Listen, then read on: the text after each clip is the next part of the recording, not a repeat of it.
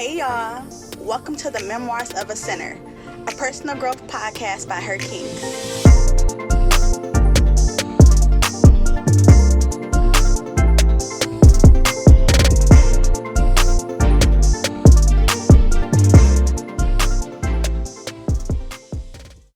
For the last 3 years, I've been on my own schedule, but most recently, I've had to shift my day-to-day to be of assistance to somebody else. It's only for a few hours out of the week, but my body is still adjusting, so I be tired.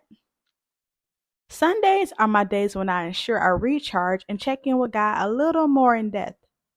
Well, one Sunday I woke up at 4 a.m., got some business taken care of, and I was so hyped to go back to sleep a few hours later because in my mind, this is a day of rest. A few hours later, I see a message in a group chat that a colleague isn't feeling well and needs someone to cover her. But I look at the message and I swipe out of it because, again, this is my designated day to recharge for the week. Not only that, there's about 6 other people in the group chat that can be of assistance. So I'm doing my devotionals for the day, and one of them is on Mark chapter 2. As I'm reading that, I'm reminded of a verse in Matthew chapter 12, verses 11 through 12, where Jesus is saying, if you had a sheep that needed help on the Sabbath, which is a day of rest, wouldn't you work to pull it out? How much more valuable is a person? Now that had me convicted. So I respond to the text and send an ETA. It normally takes me at least 20 minutes to get dressed. All of a sudden today, it took 8 minutes.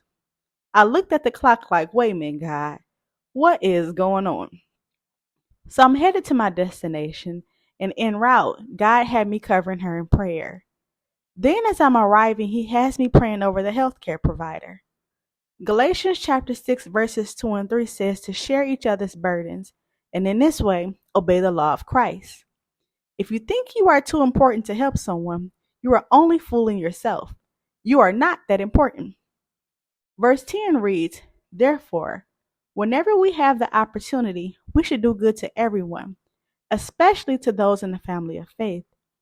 So the girl sends me a text and thanks me, and then proceeds to tell me that she had been praying all morning that she began to feel better. But when she hadn't, she started praying that somebody could cover her so she could tend to her physical health. Now listen, there's no coinkydink that I woke up right when the message was sent asking for some help. My phone was on silent, so I had to wake up and grab the phone to even know that somebody had texted me.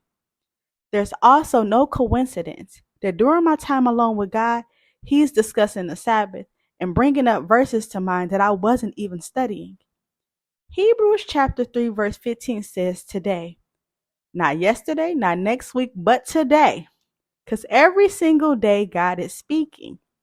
Today, if you hear God's voice, don't harden your heart. Don't act like you ain't hear him and go on and do what you want. There are consequences to that. So now I'm shook because God really don't play favorites. And he will for sure inconvenience us to make sure another one of his children has what they need. I couldn't help but ponder on that because how often do we get frustrated because a prayer isn't being answered, a need isn't being met, or there's a delay in something we feel like we need in that exact moment? Never considering that our mindset could be so focused on our own needs being met that we never stop to think that there's a possibility we aren't being denied or rejected. There's just a temporary delay so that somebody else can get what they need. God ain't forgot about you. You are next in line. It's just that right now, the person that just went before you had to go before you, and that also serves a purpose. So check this out. I had been trying to take this course from my phone, but it wouldn't load. So I made plans to put it on my schedule to get on the computer to do it. Now that I am inconvenienced on my day of rest, I have more than enough time to sit at a computer and get the course done in the process of being there for somebody else. God more than likely had something else planned for me to be doing instead of taking that course when I planned to do it. While he's moving stuff around, everyone's needs are being met. It just may not be in the order we planned for them to get done. Imagine for a minute that somebody else's lack of obedience is the reason that you're still suffering and your prayer isn't getting answered. Ain't no way you should want to be that person to somebody else. John chapter 10 verse 4 says that after a shepherd has gathered his flock, he walks ahead of them and they follow him because they know his voice. When I first started realizing God was telling me to get my behind up and start getting dressed to go help her, I'm like, huh? Now, I don't know if y'all were raised around an adult that told y'all as a child, if you can hum, you can hear. But I could hear God clearly. I just wanted him to tell me something different or be like, never mind. John chapter 10 verse 14 says that Jesus is the good shepherd. He knows his sheep and they know him.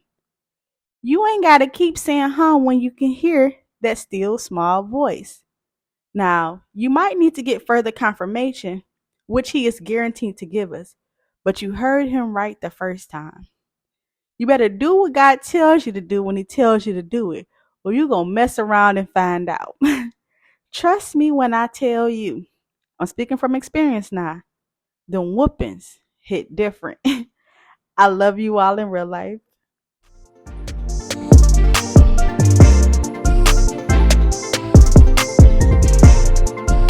If you'd like to stay connected, you can follow me on Instagram at the Insta About Her, TheinstaAboutHer, and make sure you subscribe and leave a review.